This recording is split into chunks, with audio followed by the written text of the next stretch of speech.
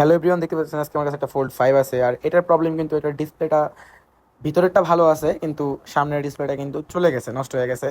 আমরা একটু ফোল্ড করে নিলাম, এখন এটা চারপাশটা একদম ভালো মতো ক্লিন করে নিব।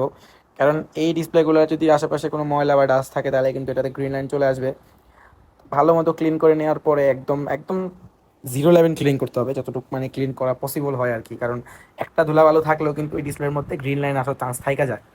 তো আমরা সবসময় চেষ্টা করি বেস্ট ট্রাই করার, সবসময় বেস্ট জিনিসটাই দেওয়ার জন্য। কারণ এই ছ্যাপল্যাপ দিয়ে কাজ আমাকে পছন্দ না, বিশেষ করে আমার তো পছন্দ নাই। তো এই জায়গার মধ্যে ভালো মতো ক্লিন করার পরে নতুন ডিসপ্লেটা সেট করে নিলাম।